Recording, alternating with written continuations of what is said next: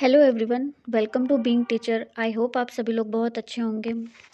दोस्तों, आप सबके लिए इस चैनल पर आज से हिंदी साहित्य से जुड़े जितने भी एग्ज़ाम्स होते हैं, TGT, PGT, UGC net, JRF और यूपी असिस्टेंट प्रोफेसर, जितने भी हिंदी साहित्य से रिलेटेड एग्ज़ाम होंगे, उन सब के पीवाईक्यूज़ एंड प्रैक्टिस सेट आपको करवाए जाएंगे। तो डेली बेसिस पे आपको एक क्लास मिलेगी। तो आज हम इस वीडियो में बात करेंगे हमारे यूजीसी नेट के सिलेबस में लगे यूनिट 1 के हिंदी भाषा और उसके विकास के प्रश्नों को। चलिए देखते हैं। पहला प्रश्न है हमारा, संविधान के किस अनुच्छेद में देवनागरी लिपि में लिखित हिंदी को संघ की राजभाषा घोषित किया गया है? Option A 347, option B 348, option C 343 and option D 345। तो इसका आंसर हो जाएगा ऑप्शन सी 343। अगला क्वेश्चन है, भारतेंदु के अनुसार हिंदी नई चाल में कब ढली? Option A 1880, option B 1857, option C 1873 and option D 1860। तो इसका आंसर हो जाएगा हमारा ऑप्शन सी 1873। ओके। अगला क्वेश्चन है हमारा, भारतीय संविधान के किन अनुच्छेदों में राजभाषा संबंधी प्रावधानों का उल्लेख है? क्वेश्चन क्या है, भारतीय संविधान के अनुच्छेदों में राजभाषा संबंधी प्रावधानों का उल्लेख है। तो ऑप्शन ए है 343 से 351 तक, ऑप्शन बी 434 से 315 तक, ऑप्शन सी 443 से 135 तक एंड ऑप्शन डी 343 से 153 तक। तो इसका आंसर हो जाएगा ऑप्शन 343 से 351 तक। राजभाषा संबंधी प्रावधानों का उल्लेख 343 से 351 तक। ठीक है। नेक्स्ट क्वेश्चन है, निम्नलिखित में से कौन सी सघोष महाप्राण ध्वनि है? ऑप्शन आपको दिए गए हैं। ऑप्शन ए का, टा, ऑप्शन सी जा एंड ऑप्शन सी ठा। महाप्राण ध्वनि, सघोष महाप्राण ध्वनि, ऑप्शन डी ठा इसका आंसर हो जाएगा। देखते हैं हमारा अगला क्वेश्चन। पांचवा क्वेश्चन है हमारा, निम्नलिखित में से कौन सा पश्च स्वर है? पश्च स्वर। तो ऑप्शन देख लीजिए। पहला है बड़ा आ, दूसरा है छोटी ई, और सी है बड़ी ई, और डी है छोटा आ। तो क्या आंसर हो जाएगा इसका? पश्च स्वर बड़ा आ। इसका आंसर हो जाएगा हमारा ऑप्शन ए बड़ा आ, पश्च स्वर। ठीक है। अगला क्वेश्चन है हमारा, क्वेश्चन नंबर 6, हिंदी भाषा के विकास का सही अनुक्रम कौन सा है? भाषा के विकास का सही अनुक्रम। 4 ऑप्शन है आपके पास। ऑप्शन ए पाली, प्राकृत, अपभ्रंश, हिंदी। ऑप्शन बी प्राकृत, अपभ्रंश, हिंदी और पाली। ऑप्शन सी अपभ्रंश, पाली, प्राकृत और हिंदी। ऑप्शन डी हिंदी, पाली, अपभ्रंश और प्राकृत। तो क्या अनुक्रम हो जाएगा? सही अनुक्रम कौन सा होगा? ऑप्शन ए सबसे पहले पाली, फिर प्राकृत, फिर अपभ्रंश, फिर हिंदी। ये हमारा सही जवाब हो जाएगा इस क्वेश्चन का। ओके। चलिए देखते हैं हमारा अगला क्वेश्चन है, निम्नलिखित वर्णों को उनके ध्वनि गुणों के आधार पर सुमेलित कीजिए। ध्वनि गुणों के साथ सुमेलित कीजिए। मतलब आप तैयारी कर रहे होंगे तो आपको पता होगा सघोष महाप्राण, सघोष ध्वनियाँ, अघोष ध्वनियाँ और अल्प प्राण और महाप्राण ध्वनियाँ आपने पढ़ी होंगी।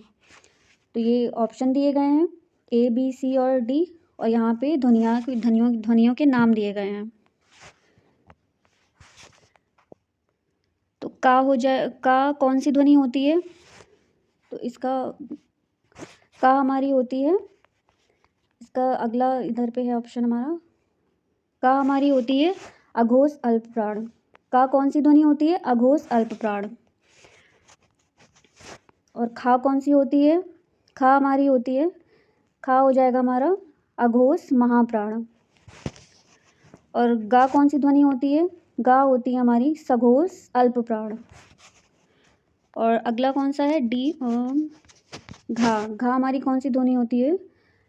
घा हमारी होती है सघोष महाप्राण। सघोष महाप्राण, घा हो जाएगा सघोष महाप्राण। तो हमारा कौन सा कूट सही हो जाएगा? ए का चौथा। इसका हमारा ऑप्शन सही हो जाएगा ए। अगला क्वेश्चन है हमारा, निम्नलिखित हिंदी के भाषाविदों को उनके ग्रंथों के साथ सुमेलित कीजिए। यहाँ हमारे भाषाविद दिए गए हैं और सामने उनके ग्रंथों के नाम। कामता प्रसाद गुरु, किशोरीदास वाजपेयी, उदय नारायण तिवारी, रामविलास शर्मा। कामता प्रसाद गुरु का ग्रंथ कौन सा है? कामता प्रसाद गुरु का ग्रंथ है हिंदी व्याकरण। और रामविलास शर्मा का ग्रंथ कौन सा है? भाषा और समाज, मोस्ट इम्पॉर्टेंट बुक, ये बहुत बार एग्जाम में पूछा जाता है। किशोरीदास वाजपेयी हिंदी शब्दानुशासन, किशोरीदास वाजपेयी का कौन सा है? हिंदी शब्दानुशासन। और उदय नारायण तिवारी की कौन सा ग्रंथ है? हिंदी भाषा का उद्भव और विकास। तो कौन सा हमारा कूट हो जाएगा? कूट हमारा हो जाएगा सही बी ऑप्शन, ए का दूसरा, बी का चौथा, सी का पहला और डी का तीसरा। ऑप्शन हमारा हो जाएगा ऑप्शन बी। चलिए देखते हैं अगला क्वेश्चन है। 9वां प्रश्न है हमारा, मुंडा भाषा परिवार का क्षेत्र कौन सा है?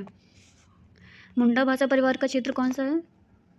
ए राजस्थान, मध्य प्रदेश, तमिलनाडु और डी है ऑप्शन हमारा छोटा नागपुर।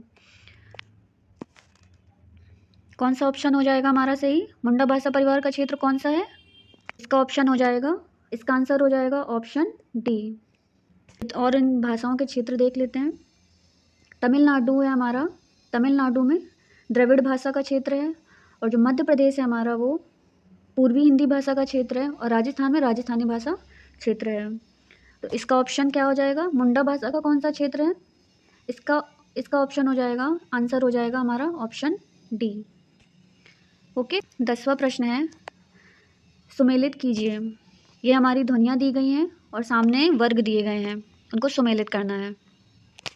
स्वर ध्वनियाँ, तालक ध्वनियाँ, अल्प प्राण, घोष ध्वनियाँ, सामने ये वर्ग दिए गए हैं। तो स्वर ध्वनियाँ कौन सी होती हैं? स्वर ध्वनियाँ हमारी होती हैं ए का चौथा। तालव्य ध्वनियाँ कौन सी होती हैं? जो चा वर्ग होता है वो हमारी तालव्य ध्वनियाँ होती हैं। अल्प प्राण ध्वनियाँ कौन सी होती हैं?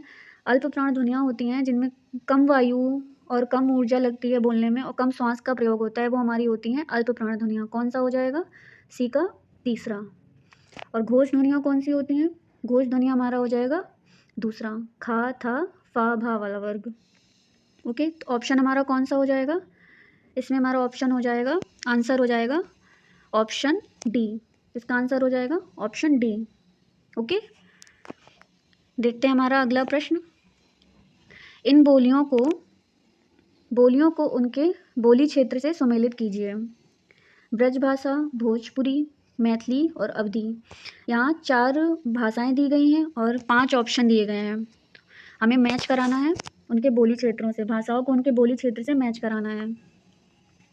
तो क्या हो जाएगा? ब्रजभाषा हमारी कहाँ बोली जाती है? ब्रजभाषा हो जाएगा अलीगढ़ में। भोजपुरी कहाँ बोली जाती है? भोजपुरी हमारी बोली जाती है छपरा में। और मैथिली कहाँ बोली जाती है? मैथिली हमारी बोली जाती है दरभंगा। अवधी कहाँ बोली जाती है? अवधी हो जाएगा सुल्तानपुर। तो 11 का ऑप्शन आंसर क्या हो जाएगा सही?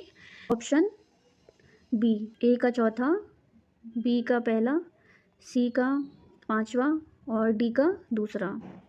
ये हमारा ऑप्शन आंसर हो जाएगा इसका बी। ठीक है, चलिए देखते हैं हमारा अगला प्रश्न। अगला प्रश्न है हमारा, खड़ी बोली का प्रयोग सबसे पहले किस पुस्तक में हुआ? ऑप्शन ए भक्ति सागर, ऑप्शन बी सुख सागर, ऑप्शन सी काव्य सागर और ऑप्शन डी है हमारा प्रेम सागर। तो खड़ी बोली का प्रयोग सर्वप्रथम किस पुस्तक में हुआ है? इसका आंसर हो जाएगा हमारा प्रेम सागर। ये किसकी पुस्तक है? ये लल्लू लाल वर्मा की पुस्तक है हमारी प्रेम सागर। सबसे पहले खड़ी बोली का प्रयोग इन्होंने किया है इस पुस्तक में। आंसर हो जाएगा हमारा ऑप्शन डी। चलिए देखते हैं हमारा अगला प्रश्न क्या है। 13वां प्रश्न है हमारा, भारतीय भाषाओं को भारतीय संविधान की किस अनुसूची में शामिल किया गया है? भारतीय संविधान की किस अनुसूची में शामिल किया गया है? ऑप्शन है हमारा, ऑप्शन ए अष्टम, ऑप्शन बी सप्तम, ऑप्शन सी है हमारा नवम और ऑप्शन डी है दसम। क्या आंसर हो जाएगा इसका? देखिए, भारतीय भाषाओं को किस अनुसूची में शामिल किया गया है? भारतीय भाषाओं को संविधान की 8वीं अनुसूची में शामिल किया गया है और 8वीं अनुसूची में 22 भाषाओं को शामिल किया गया है। ये भी बात ध्यान रखिएगा। तो इसका आंसर हो जाएगा हमारा ए, ऑप्शन ए अष्टम। चलिए देखते हैं हमारा अगला प्रश्न क्या है। अगला प्रश्न है, ग्रिम नियम किस भाषा की ध्वनियों से संबंधित है? ग्रिम नियम किस भाषा की ध्वनियों से संबंधित है? ऑप्शन ए है German, option B French, option C रूसी और ऑप्शन सी है हमारा हिंदी। तो ग्रिम नियम किस भाषा की ध्वनियों से संबंधित है? इसका आंसर क्या होगा? इसका आंसर होगा हमारा ऑप्शन ए, ग्रिम नियम जर्मन भाषा की ध्वनियों से संबंधित है। ठीक है, आगे देखते हैं। इन बोलियों को उनके बोली क्षेत्र से सुमेलित कीजिए। देखिए बोली वाले प्रश्न काफ़ी पूछे जाते हैं और ये देखिए भोजपुरी वाला रिपीट भी हुआ है।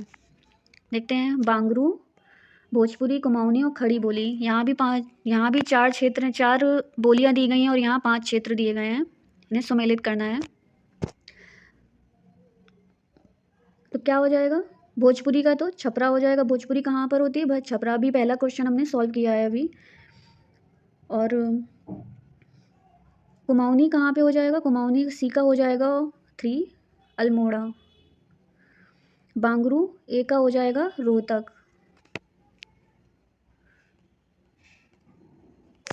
और खड़ी बोली का हो जाएगा, खड़ी बोली कहाँ पर होगी? खड़ी बोली का हो जाएगा हमारा मेरठ। तो इसका कौन सा ऑप्शन हो जाएगा सही? इसका ऑप्शन हो जाएगा पहला। ऑप्शन पहला इसका सही आंसर होगा। एक बार फिर से देख लेते हैं।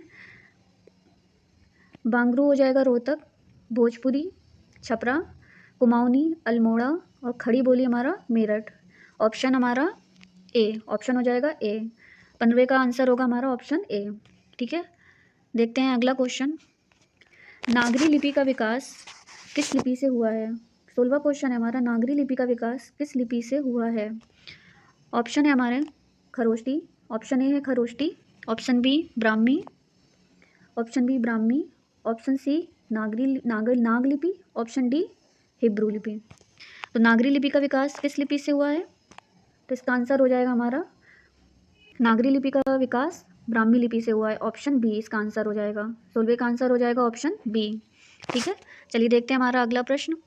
17वां प्रश्न है, निम्नलिखित बोलियों में से कौन सी बोली उत्तर प्रदेश में नहीं बोली जाती है? उत्तर प्रदेश में नहीं बोली जाती है। Option A Awadhi, option B Khari Boli, option C Maithili और ऑप्शन डी है हमारा ब्रज। तो अंडरस्टूड बात है, उत्तर प्रदेश में नहीं बोली जाती है। ऑप्शन सी इसका आंसर हो जाएगा ऑप्शन सी मैथिली। मैथिली कहाँ पर बोली जाती है? ये बिहार में बोली जाती है। तो 17वें का आंसर हो जाएगा ऑप्शन सी। ठीक है, देखते हैं हमारा अगला प्रश्न। वेरी वेरी वेरी इंपॉर्टेंट प्रश्न है ये हमारा। 18वां प्रश्न है, पुरानी हिंदी का नामकरण किसने किया? पुरानी हिंदी का नामकरण किसने किया? ऑप्शन ए है हजारी प्रसाद द्विवेदी, ऑप्शन बी है रामचंद्र शुक्ल, ऑप्शन सी इंसान अल्लाह खां और ऑप्शन डी है चंद्र शर्मा गुलेरी। ये बहुत ही रिपीटेड क्वेश्चन है। ये 2007 में क्वेश्चन आया हुआ है और अभी जो 2024 दिसंबर का जो एग्ज़ाम हुआ था जनवरी में, ये प्रश्न अभी भी आया था एग्ज़ाम में। ये बहुत ही इंपॉर्टेंट प्रश्न है, बार बार पूछा जाता है। इसका आंसर हो जाएगा पुरानी हिंदी नामकरण किसने किया है? Option D Chandra Sharma Guleri. Okay, ये 2 आंसर आपको मुँह जबानी आना चाहिए। देखते हैं हमारा अगला प्रश्न। अगला प्रश्न है, हिंदी को राजभाषा के रूप में मान्यता कब मिली? ऑप्शन ए 26 जनवरी 1950, ऑप्शन बी 14 सितंबर 1949, ऑप्शन सी 15 अगस्त 1947 और ऑप्शन डी है हमारा 14 सितंबर 1955। क्या आंसर हो जाएगा इसका? हिंदी को राजभाषा के रूप में मान्यता कब मिली है? इसका आंसर हो जाएगा ऑप्शन बी 14 सितंबर 1949 को हिंदी को राजभाषा के रूप में मान्यता मिली। ओके, देखते हैं अगला प्रश्न हमारा। कर्म शब्द की व्युत्पत्ति किस प्रक्रिया से हुई? कर्म शब्द की व्युत्पत्ति किस प्रक्रिया से हुई है? ऑप्शन है अर्ध तत्सम, ऑप्शन बी तत्सम, ऑप्शन सी ऋण अनुवाद और ऑप्शन डी है तद्भव। तो कर्म शब्द की उत्पत्ति किस प्रक्रिया से हुई है? इसका आंसर क्या हो जाएगा?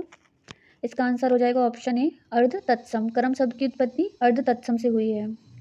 ओके, तो ये थे हमारे कुछ प्रश्न जो हमने यूनिट 1 के सॉल्व किए हैं अभी। आई होप आप सभी लोगों को प्रश्न समझ में आए होंगे और वीडियो भी पसंद आया होगा। वीडियो को लाइक करें अगर आपको वीडियो पसंद आया हो तो, और बने रहिए हमारे चैनल पर आगे इसी तरीके के वीडियोस पाने के लिए। मिलते हैं अगली वीडियो में कुछ और प्रश्नों के साथ। तब तक के लिए बाय बाय, नमस्ते।